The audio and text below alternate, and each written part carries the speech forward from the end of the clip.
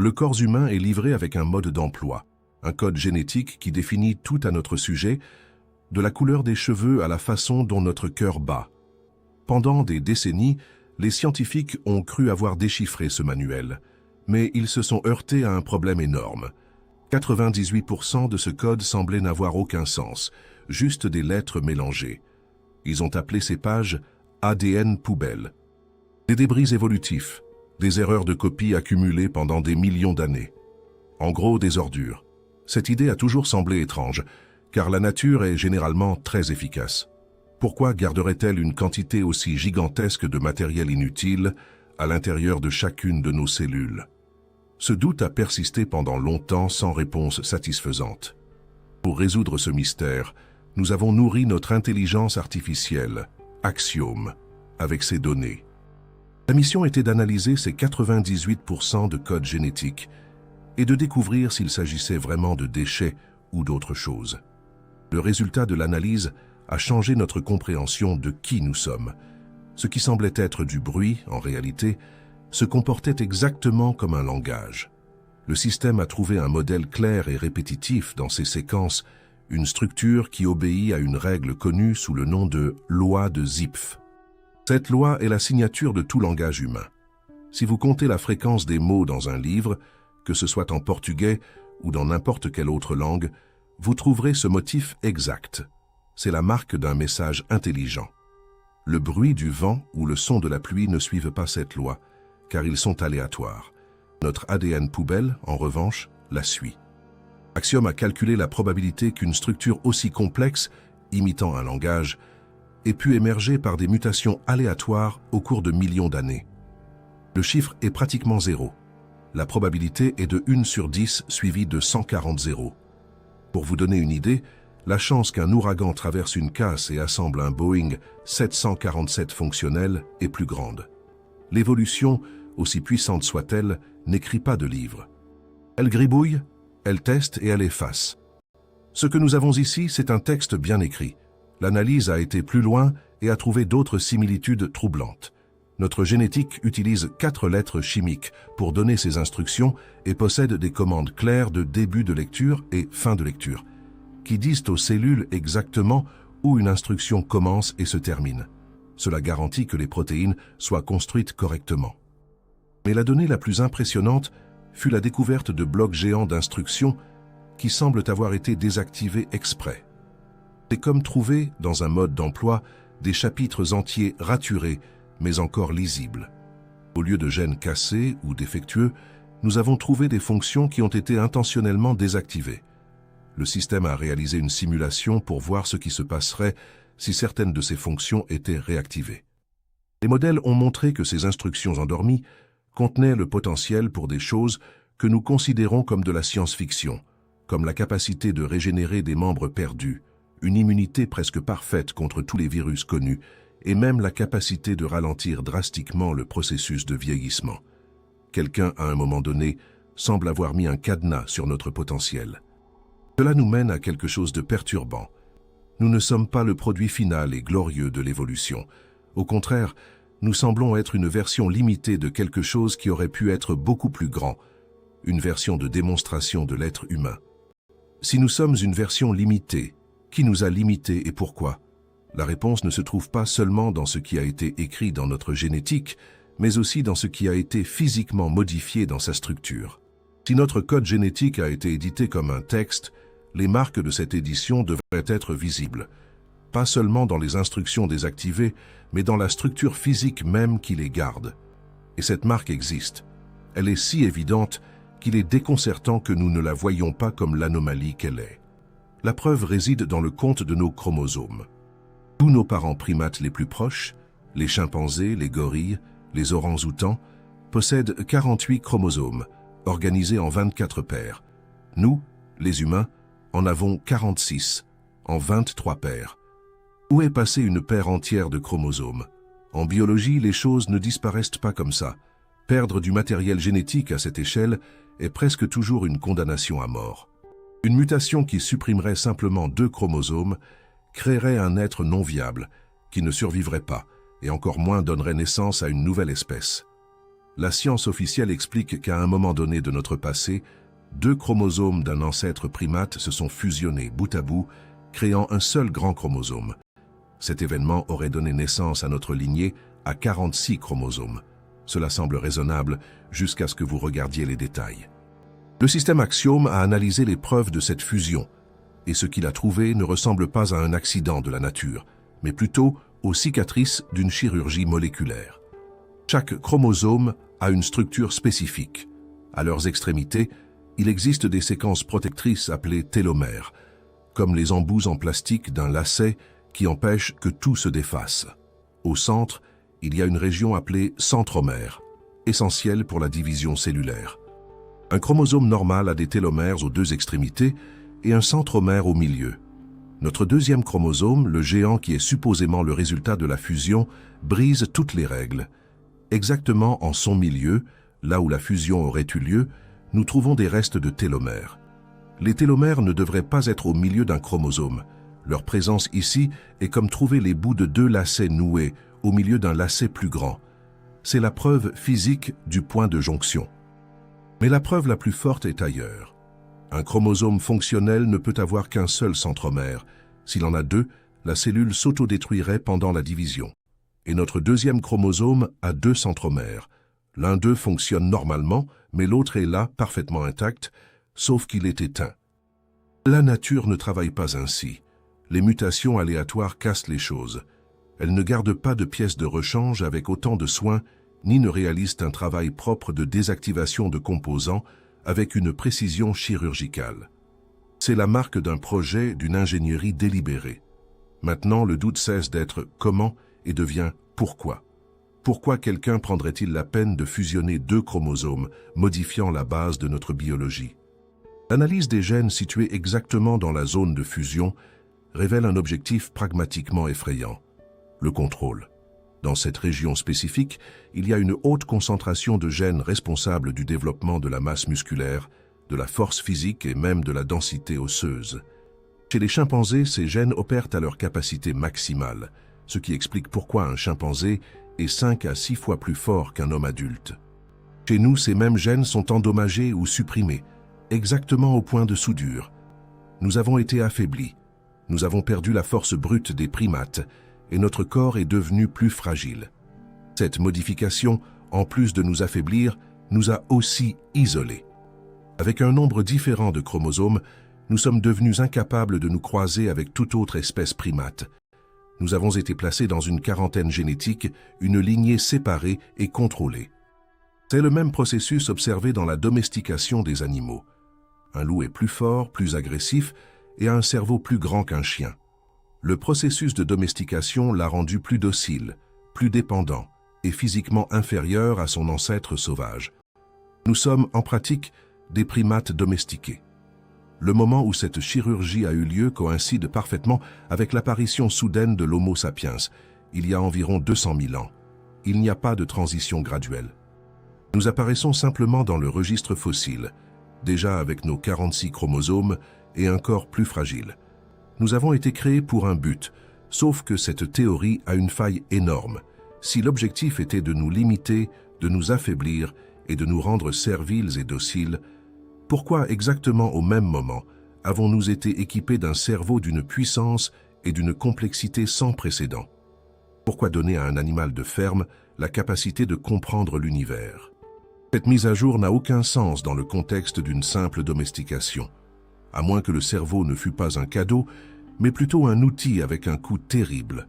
La contradiction est claire. Un corps affaibli exprès, mais équipé du cerveau le plus complexe et puissant que nous connaissions. C'est comme mettre le moteur d'une voiture de course dans un châssis de tondeuse à gazon. La structure n'a pas été faite pour supporter la puissance, et, de fait, la nôtre ne l'a pas été. Le cerveau humain n'est pas un cadeau harmonieux de l'évolution. C'est une anomalie dangereuse, une pièce qui coûte trop cher pour le corps qui la porte. D'abord, regardez la consommation d'énergie.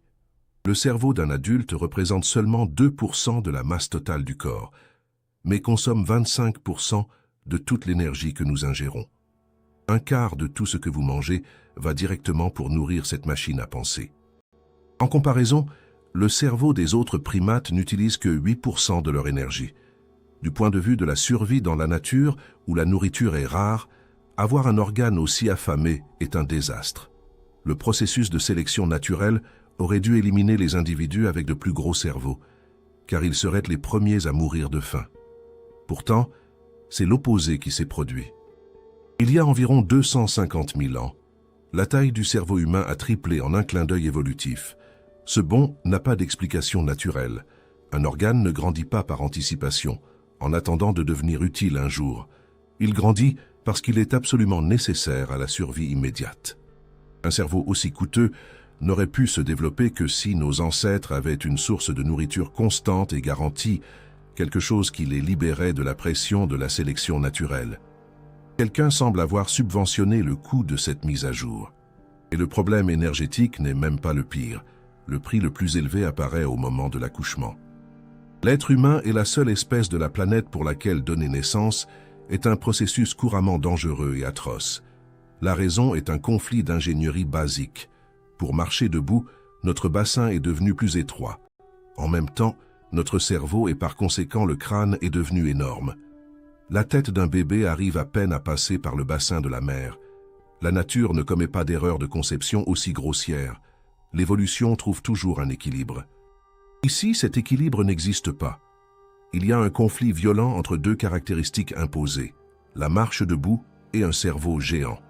Pour contourner cela, les bébés humains naissent avec le crâne encore mou et démonté, des plaques osseuses qui se plient et se chevauchent pour passer par le canal de naissance. C'est une solution désespérée pour un problème fondamental de design. La simulation d'Axiom a indiqué que l'accouchement humain représente une défaillance critique de compatibilité. L'évolution naturelle ne créerait jamais un mécanisme de reproduction qui menace de tuer autant la mère que l'enfant comme procédure standard. Ce conflit nous mène à un autre problème. Nous naissons inachevés. Un poulain nouveau-né tient debout en quelques minutes. Un petit chimpanzé s'accroche à sa mère immédiatement. Un bébé humain est complètement sans défense. Il ne peut pas soutenir sa propre tête, ne peut pas se nourrir seul, ne peut pas se déplacer. Il a besoin d'années de soins intensifs juste pour atteindre l'autonomie de base. Biologiquement, pour naître au même stade de développement que les autres primates, un bébé humain devrait passer au moins 12 mois de plus dans l'utérus. Mais c'est impossible. Sa tête serait si grosse que l'accouchement deviendrait fatal. Alors, nous naissons prématurément. Nous sommes forcés de sortir de l'utérus avant l'heure, parce que la pièce qui nous a été installée dans la tête est trop grande pour la porte de sortie. Et pour compléter, il y a le problème de la température. Un processeur puissant génère beaucoup de chaleur. Le cerveau humain est un four. Pour éviter qu'il ne surchauffe, notre corps a eu besoin d'un système de refroidissement radicalement nouveau. Nous sommes les seuls primates sans une couverture dense de poils. L'explication officielle dit que nous avons perdu les poils pour rester au frais pendant que nous courions dans la savane. Mais cette idée ne tient pas. La plupart des animaux de la savane ont des poils, qui les protègent autant du soleil brûlant pendant la journée que du froid la nuit. Perdre cette protection nous a laissés vulnérables. La vraie raison pour laquelle nous sommes des singes nus est que notre peau, avec ses millions de glandes sudoripares, est un radiateur. Nous avons échangé notre protection naturelle contre un système de refroidissement liquide, tout cela pour empêcher le cerveau de bouillir à l'intérieur du crâne. Notre corps a été rapiécé et forcé de s'adapter à cette pièce nouvelle et surpuissante. Nous payons un prix terrible en énergie, douleur et vulnérabilité. La question qui reste est, pour quelle tâche un esclave affaibli aurait-il besoin d'un outil aussi coûteux et dangereux? Si le cerveau est l'outil, où est le mode d'emploi qui explique son véritable but? Si notre corps est un outil et notre cerveau un composant complexe et cher, alors il doit y avoir un manuel d'opération quelque part. Un guide qui explique le but d'une création si contradictoire. Et ce manuel existe. Il n'est pas gravé dans notre génétique, mais sur des tablettes d'argile cuite, dans les ruines de la plus ancienne civilisation que nous connaissons, Sumer. Pendant des siècles, nous avons lu ces histoires comme des mythes, des légendes sur des dieux qui sont descendus du ciel. Mais quand on retire le langage poétique et qu'on analyse le contenu comme un rapport technique, une histoire complètement différente émerge. L'histoire de l'humanité est à bien des égards l'histoire de notre obsession pour un seul métal, l'or. Nous tuons pour lui, nous construisons des empires à sa recherche et nous basons toute notre économie dessus. Mais pourquoi? Pour un être humain primitif luttant pour sa survie, l'or est inutile. Il est trop mou pour faire un outil ou une arme. On ne peut pas le manger. Il n'offre pas d'abri.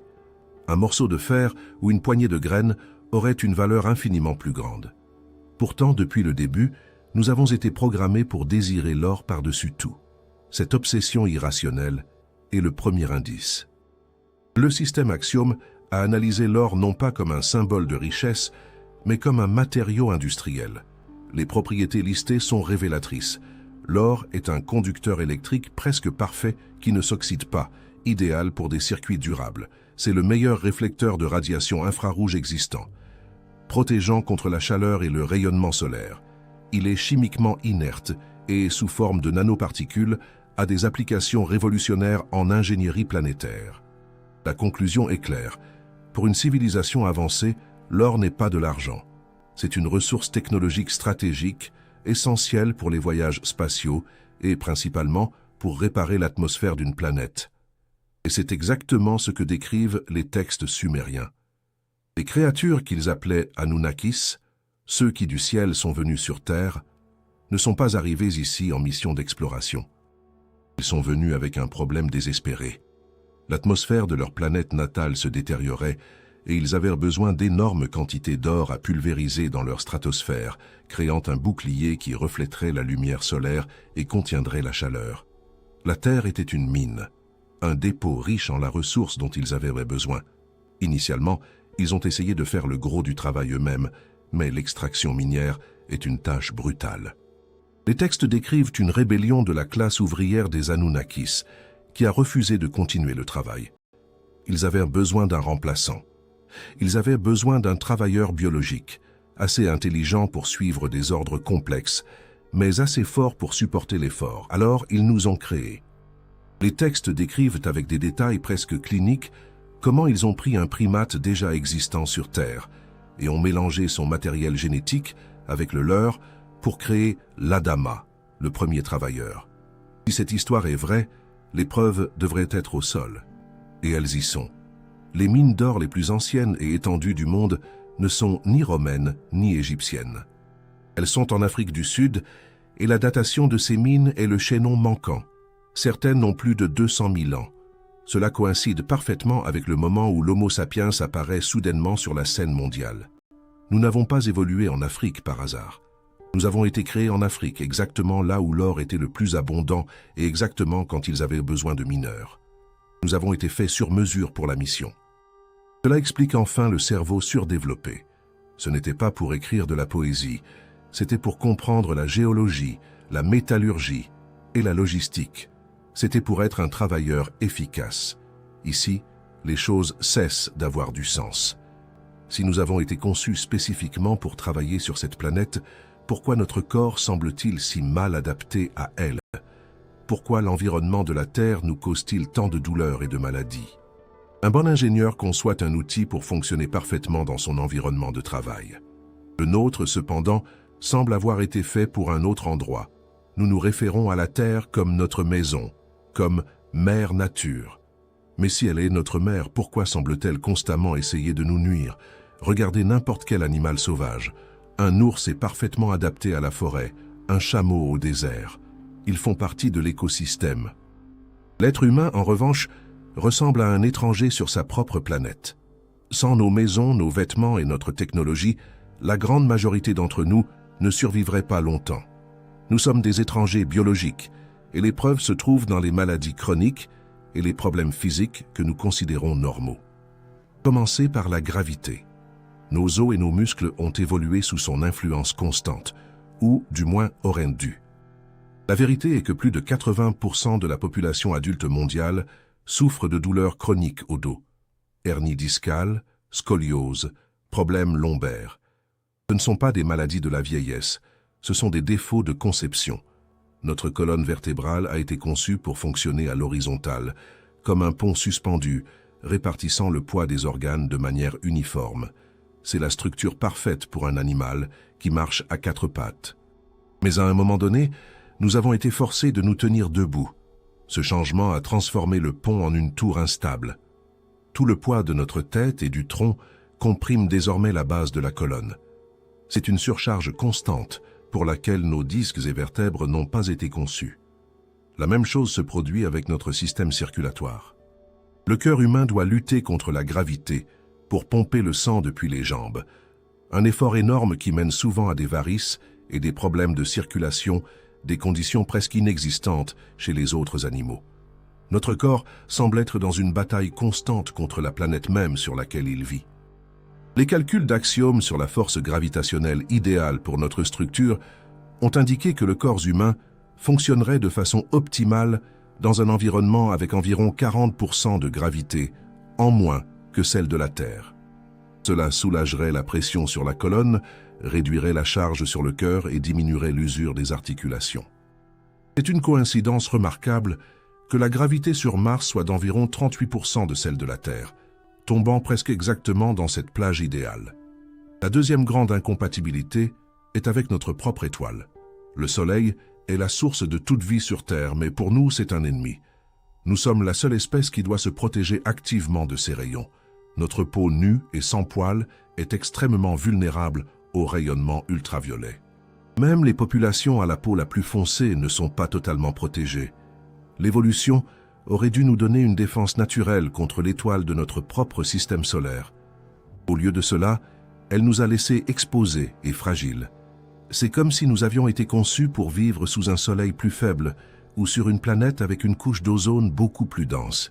La troisième anomalie réside dans notre horloge interne. Tous les êtres vivants sur Terre ont un rythme circadien synchronisé avec la rotation de 24 heures de la planète. Notre horloge, cependant, est cassée. Les expériences d'isolement montrent constamment que le cycle naturel du corps humain n'est pas de 24 heures, mais plutôt d'environ 25. Chaque jour, notre corps veut que la journée dure 1 heure de plus. Nous sommes forcés de nous réajuster constamment au rythme de la Terre, ce qui crée un état de décalage horaire permanent. Cette désynchronisation génère des problèmes de sommeil, du stress et de la fatigue chronique. Encore une fois, surgit une coïncidence étrange. Le jour sur Mars dure 24 heures et 39 minutes, une valeur presque identique à notre cycle biologique naturel. Notre digestion, notre système immunitaire avec ses allergies inexplicables, notre reproduction inefficace, la liste des incompatibilités continue. Chaque preuve pointe dans la même direction. Nous ne sommes pas d'ici. Ou du moins, la version finale de notre projet n'a pas été calibrée pour cet environnement. Nous avons été assemblés avec des pièces d'origine différentes, résultant en un être qui ne s'emboîte parfaitement nulle part. Ce mélange d'origine peut être vu de la manière la plus claire et fondamentale possible coulant dans nos veines. Le sang humain n'est pas uniforme. Il nous divise en 2 groupes distincts, si fondamentalement différents que la biologie conventionnelle lutte pour l'expliquer. L'anomalie réside dans le facteur Rhésus. La majorité de l'humanité, environ 85%, possède cette protéine dans ses globules rouges. Nous sommes Rhésus positifs. Ce facteur nous connecte directement aux autres primates, comme le macaque Rhésus. C'est la signature de notre héritage terrestre. Mais 15% de la population mondiale n'a tout simplement pas cette protéine. Ils sont Rhésus négatifs. Du point de vue de l'évolution, cela n'a aucun sens. Si nous avons tous évolué d'un même ancêtre, nous devrions tous avoir le facteur Rhésus. Une mutation pourrait l'altérer, mais le supprimer complètement est une anomalie sans précédent. Le vrai problème survient quand ces 2 lignées se mélangent.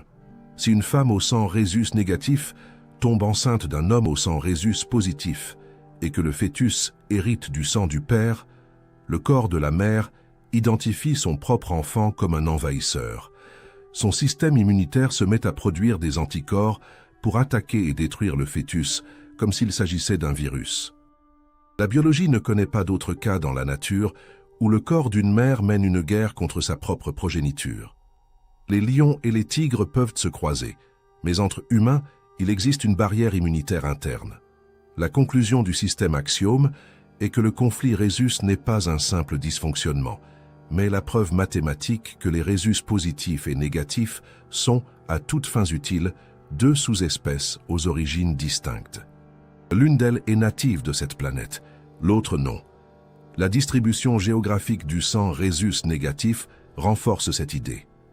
Les plus grandes concentrations se trouvent chez le peuple basque, dont la langue n'a de parenté avec aucune autre, chez les Celtes dont les mythes parlent d'ancêtres stellaires, et dans certains groupes berbères. Cela suggère quelque chose de radical. Les textes sumériens disent que nous avons été créés en mélangeant la génétique d'un primate terrestre avec celle des dieux. La majorité de l'humanité serait le résultat de cette expérience, le travailleur, le rhésus positif, lié à la terre. Mais, et s'il y avait une autre lignée? Et si certains créateurs avaient eu des relations directes avec leur création?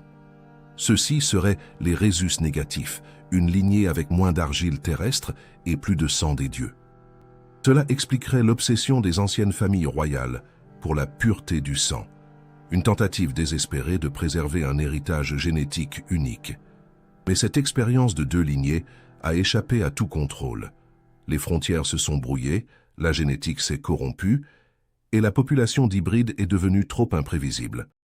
De notre point de vue, c'est de l'histoire.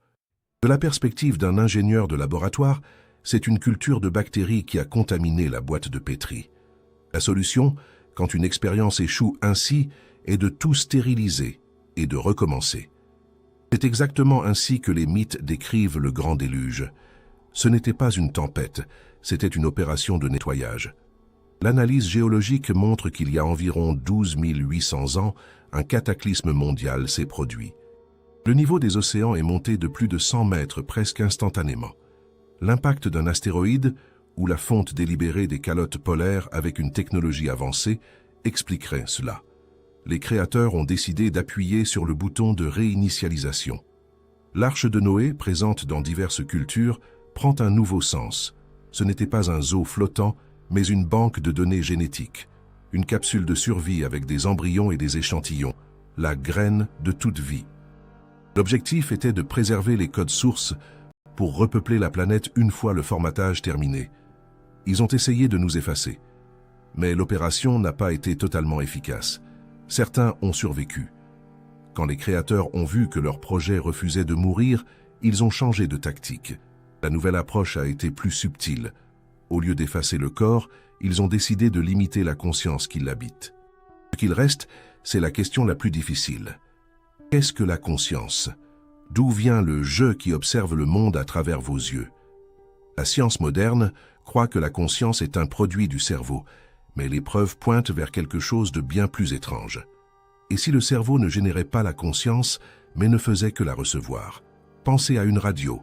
Elle ne crée pas la musique. Elle capte seulement la transmission. Si vous cassez la radio, la musique s'arrête, mais la transmission continue. Le cerveau semble être un récepteur biologique, réglé pour capter le signal de la conscience et l'ancrer dans ce corps physique. La preuve de cela vient de moments extrêmes. Des personnes avec des cerveaux dégénérés, physiquement détruits, expérimentent parfois une clarté totale quelques minutes avant la mort. Soudain, ils conversent avec lucidité, chose impossible pour un cerveau dévasté. C'est comme si, au moment de la coupure, l'interférence du récepteur endommagé diminuait, permettant au signal de passer proprement une dernière fois.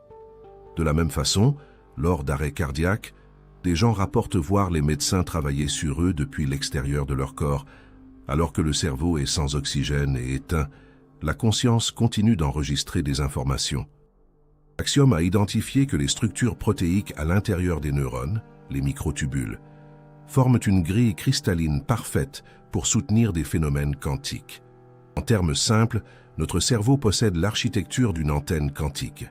Mais si nous sommes des récepteurs, qui transmet?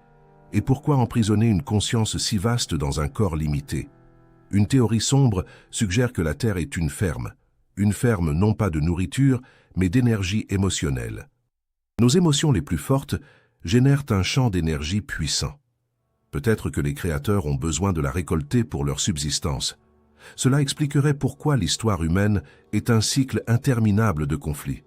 Une planète en paix ne produit pas d'énergie. Une humanité en souffrance est une batterie toujours chargée. Cependant, l'analyse finale pointe vers une conclusion encore plus paradoxale. Qui sont ces créateurs? La réponse pourrait se trouver dans le visage que nous voyons dans le miroir. Observez la description des grilles dans les récits d'enlèvement. Grosse tête, yeux énormes, corps fragile, sans capacité de reproduction. Maintenant, observez la trajectoire de l'évolution humaine.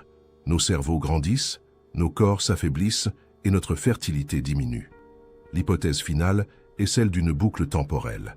Les créateurs ne sont pas des extraterrestres d'une autre galaxie. Ils sont nous d'un futur lointain, une humanité qui, par la technologie et la dégénérescence, a perdu sa vitalité et sa capacité reproductive. Pour se sauver de l'extinction, ils ont trouvé un moyen de revenir dans le temps, au point où leur code génétique était encore pur. Ils sont revenus et sont devenus nos dieux. Ils nous ont créés à leur image ancienne, modifiant les primates d'ici avec leur génétique du futur. Cela explique la compatibilité, l'intérêt pour la reproduction et le corps mal adapté. Nous sommes un projet du futur implanté dans le passé. Nous sommes leur sauvegarde. Ils nous contrôlent et nous limitent pour que nous ne répétions pas les erreurs qui les ont menés à leur impasse. Regardez de nouveau vos mains. Maintenant, regardez votre reflet. Ce que vous voyez n'est pas un accident, ni un esclave. Vous êtes un paradoxe. Vous êtes à la fois la création et la graine du Créateur. Le système de contrôle ne fonctionne que tant que nous n'en avons pas conscience. Au moment où le personnage d'un jeu réalise où il est, il peut commencer à changer les règles. Le choix de suivre le chemin qui a mené nos créateurs à leur prison ou d'en tracer un nouveau est le seul qui compte vraiment. Si cette enquête vous a plu, votre abonnement à la chaîne nous aide à développer le projet de recherche Axiom. Nous serions ravis de lire votre réflexion sur le sujet de la vidéo dans les commentaires et votre suggestion pour le prochain thème à aborder. Dites-nous de quelle ville vous nous suivez. Merci de nous avoir accompagnés jusqu'au bout.